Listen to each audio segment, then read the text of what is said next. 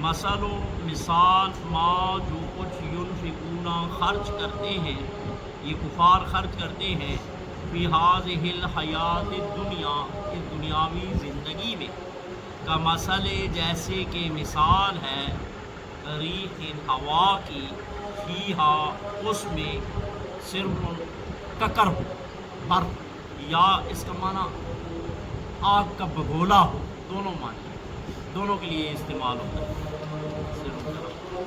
اصابت پہنچے ہر سا کھیتی کو، قوم میں اس قوم کی، ظلم جنہوں نے ظلم کیا، انفسہم اپنی جانوں پر، وَأَهْلَكَتْ بس اس کو وہ ہلاک کر دے، یعنی وہ آگ کا بگولا جو ہے وہ کھیتی کو ہلاک کر دے، یا ککر پڑے اور سردی سے فصل تباہ ہو جائے۔ وما ظلمہم اللہ، اور اللہ تبارک و تعالیٰ جل جلالہ نے ظلم نہیں کیا، ولیکن اور لیکن انفسہم یہ اپنی جانوں پر، یظلمون ظلم کرنے والے ہیں۔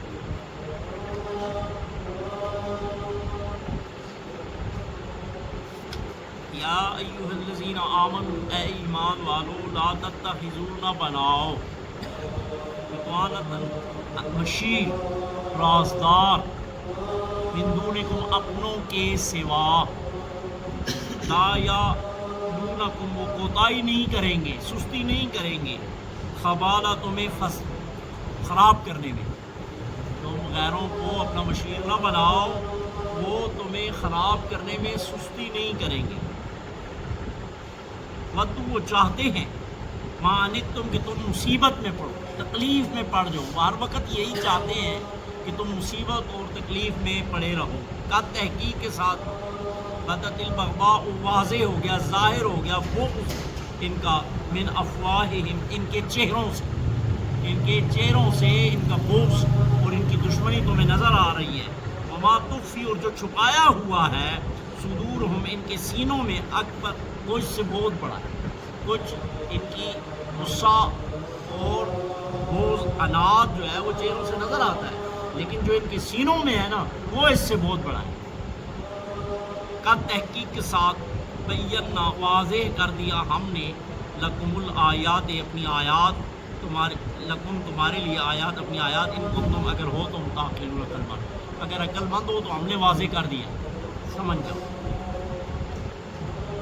پہلی آیے مبارکہ میں اللہ تبارک و تعالیٰ جل جلالہ مثال بیان کر کے سمجھا رہا ہے کہ ان کفار کے مال و دولت خرچ کرنے کی مثال ایسی ہے بے ایمانوں کی، اس کی جڑ نہیں ہے۔ بعض اس طرح زمین پہ پودے پیدا ہو جاتے ہیں، تھوڑی سی بارش ہو تو اس کو بہا کے لے جاتے ہیں، ان میں جڑیں نہیں ہوتی۔ اسی طرح ان کی بھی صدقات اور خیرات، یا یہ جو رفائی ادارے ان کے ہوتے ہیں وغیرہ، این جی اوز وغیرہ، اس میں یہ خرچ کرتے ہیں۔ اللہ رب العالمین چونکہ اللہ کو نہیں مانتے، اجر کس نے دینا ہے؟ اللہ نے دینا ہے، اور اللہ کو ہی نہیں مانتے، چاہے یہ جتنے بھی اچھے کام کریں، جب مالک کو ہی نہیں مانتے تو وہ ان کو اجر کیوں دے؟ فرمایا ان کی مثال ایسی ہے جیسا کہ ہوا طوفان آئے اور طوفان میں آگ کا بگولا ہو اور کھیتی کو جلا کے رکھ دے، یا پھر وہ برفانی طوفان ہو اور فصلوں کو تباہ کر دے۔ اسی طرح اللہ جل جلالہ فرماتا ہے کہ ان کی جو خرچے ہیں اس فصل کی طرح ہیں، جیسے ہی ان کو موت آئے گی تو سب کچھ ایسے ہی ہے جیسے کہ آگ کے بگولے میں چل گیا یا برفانی طوفان میں غرق ہو گیا ہے، کچھ بھی باقی نہیں بچے گا۔ اور اللہ جل جلالہ ارشاد فرما رہا ہے کہ ہم نے ان پر ظلم نہیں کیا، انہوں نے خود اپنے آپ پر ظلم کیا۔ ہم نے تو کھول کھول کے بیان کر دیا، ایمان لاؤ میرے رسول پر، میرے رسول کے پیچھے چلو، ہدایت ہادی برحق صلی اللہ تعالیٰ علیہ وسلم تمہارے پاس آ گیا ہے، اس کی مانو، لیکن نہیں مانتے تو بس ٹھیک ہے، اس کی مثال اللہ جل جلالہ بیان فرما دی، تم جو بھی کرو وہ سب کچھ غرق ہو جائے۔ یاد رکھو کہ اعمال کی قبولیت جو ہے وہ ایمان کی درستگی پر ہے۔ جتنے بھی اعمال ہیں آپ کرتے ہیں تو اعمال سارے اعمال کے لیے ایمان درست ہونا ضروری ہے، بغیر ایمان کے کوئی عمل قابل قبول نہیں ہے۔ حضرت سیدنا مجدد الفسانی رحمۃ اللہ علیہ فرماتے ہیں کہ اگر کسی آدمی کے پلے پھر کوئی عمل بھی نہ ہو اور اس کے ایمان یعنی عقیدہ صحیح ہو، عقیدے سے مراد یہ نہیں ہے کہ کھڑے ہو کے سلام پڑھنا یا بیٹھ کے پڑھنا یا انگوٹھے چومنا یا نہ چومنا، یہ عقیدہ نہیں ہے، یہ ایک محبت کا اظہار ہے۔ عقیدہ کیا ہے؟ اللہ جل جلالہ وحدہ لا شریک ماننا، یہ عقیدہ ہے۔ عقیدہ کیا ہے؟ حضور پاک علیہ السلام کو ان کی جملہ صفات کے ساتھ ماننا، یہ عقیدہ ہے۔ فرشتوں کو ماننا عقیدہ ہے، آخرت کو ماننا عقیدہ ہے۔ یہ کوئی عقیدہ نہیں ہے کہ کوئی بیٹھ کے سلام پڑھتا ہے یا کھڑے ہو گئے، یہ ایک محبت کا اظہار ہے، ہم اس کو بدعقیدگی کہتے ہیں۔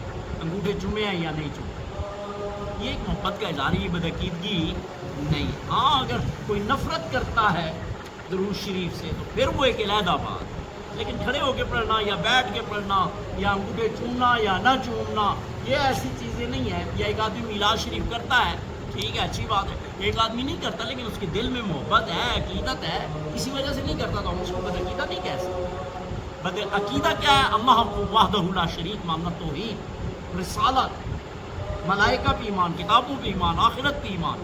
تو حضرت مجدد الفسانی فرماتے ہیں کہ جس کا عقیدہ صحیح ہے اور اس کے پلے پیڑ کوئی عمل بھی نہیں ہے، تب بھی اللہ کی رحمت سی امید ہے کہ اللہ اس کو معاف کرے۔ لیکن ایک آدمی کا عقیدہ درست نہیں ہے، یعنی توحید پہ عقیدہ درست نہیں ہے، رسالت پہ عقیدہ درست نہیں ہے، وحی پہ عقیدہ درست نہیں ہے، تو دنیا جان کا ہر نیک عمل کیا ہو یہ لازمی جاننی ہے۔ عقیدہ درست ہونا ضروری ہے۔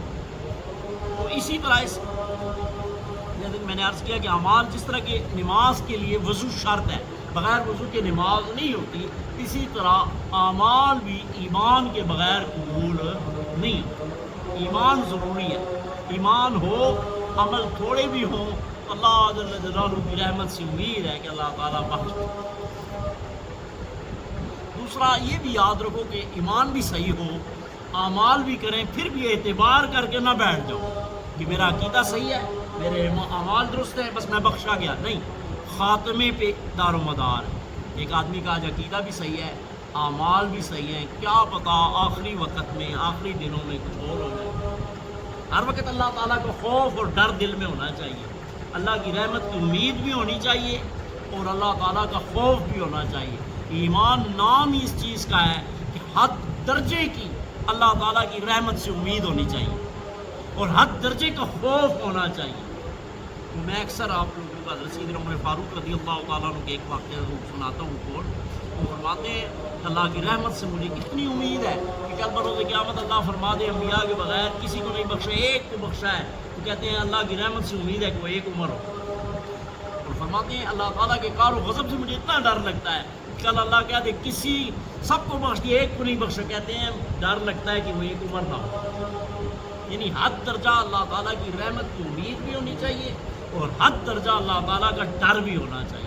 اور جب دونوں چیزیں انسان میں پیدا ہوں گی تو یہ اعلیٰ ایمان والا ہے۔ نہ اپنے اعمال پہ بھروسہ، اللہ کی رحمت سے امید رکھنی چاہیے اور دل میں ہر وقت اللہ تعالیٰ کا خوف رکھنا چاہیے۔ اسی طرح یاد رکھو، جیسے کہ میں نے عرض کیا نا کہ اعمال جو ہیں نا وہ برباد ہو جاتے ہیں، تو مومنوں کے جو اعمال ہیں وہ برباد نہیں ہوتے۔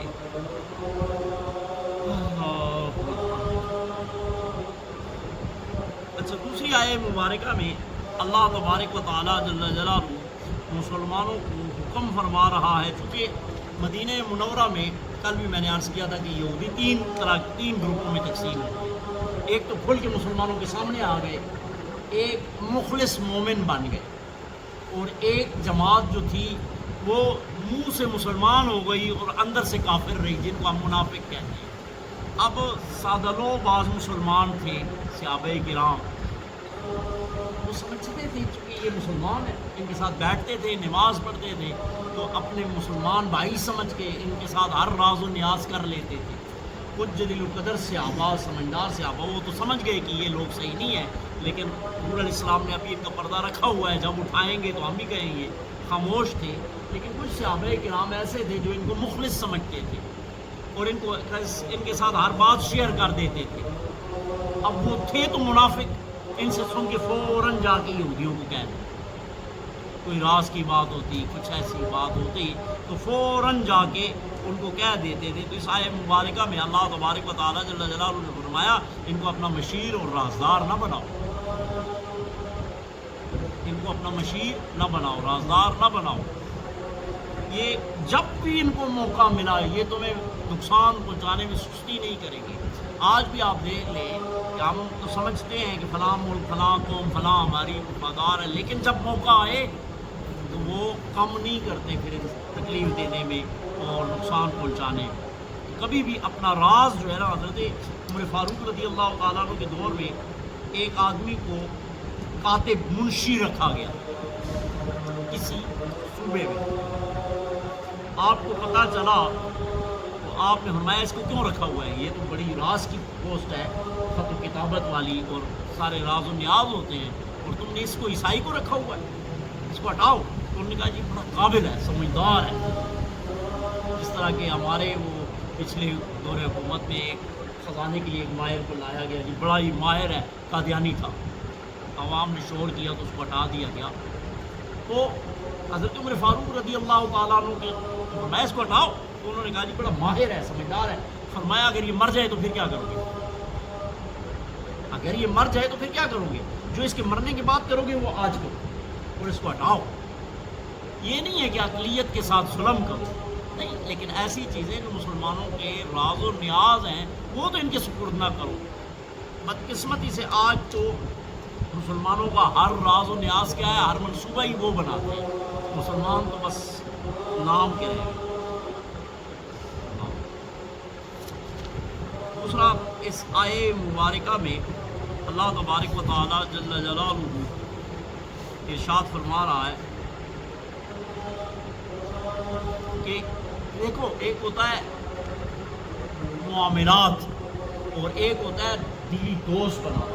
معاملات سے اسلام منع نہیں کر رہا، تعلقات سے، لین دین، تجارت سے منع نہیں کر رہا۔ خود نبی پاک علیہ السلام جب مدینے آئے تو یہودیوں کے ساتھ میثاق مدینہ کی، بلکہ کفار بادشاہوں کے تحفے تحائف آتے تھے، آپ قبول فرماتے تھے، لیکن ان کو دلی رازدار نہ بناؤ۔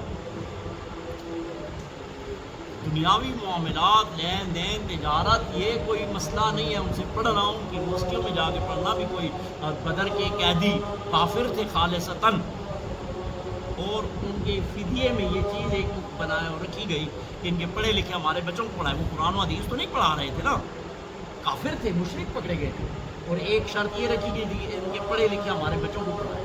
تو معلوم ہوا کہ علم جو ہے وہ کسی سے بھی آپ حاصل کر سکتے ہیں، معاملات اور یہ سب کچھ ٹھیک ہے، لیکن رازدار نہ بنا، اپنے جو بنیادی چیزیں ہیں وہ ان کے ہاتھوں میں نہ دو، ورنہ نقصان پہنچائیں گے۔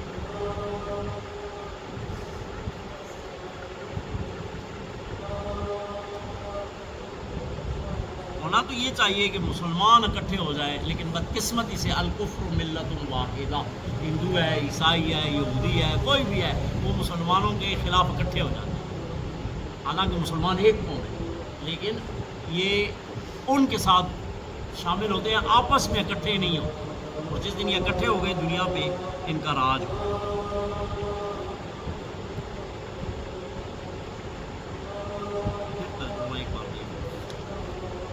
ہاں، دوسرا اللہ تعالیٰ نے فرمایا یہ تمہیں اذیت دینے میں، تکلیف دینے میں کوئی کمی نہیں کرتے، اور ان کے غصہ جو ہے نا وہ ان کے چہروں سے نظر آتا ہے، لیکن جو اصل غصہ ہے نا ان کا وہ ان کے دلوں میں ہے۔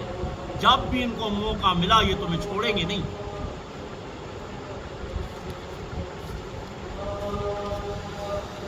مثال ان کی جو خرچ کرتے ہیں، مثل و مثال ان کی، کہاوت ان کی، ماں جو کچھ یونفقون خرچ کرتے ہیں، فی ہذہ الحیات الدنیا، اس دنیاوی زندگی میں، کا مثل جیسا کہ ریح ہوا، ریح کہتے ہیں وہ ہوا جو تکلیف دہ، نقصان، عذاب والی، جہنم والی، اس کو ریح، اور ایک ہوتا ہے ریاح، وہ ہوتی ہے جنت والی ہوا، اچھی ہوا، خوشگوار ہوا، ایسی ہوا جس میں صرف آگ کا بگولا ہو یا ککر ہو،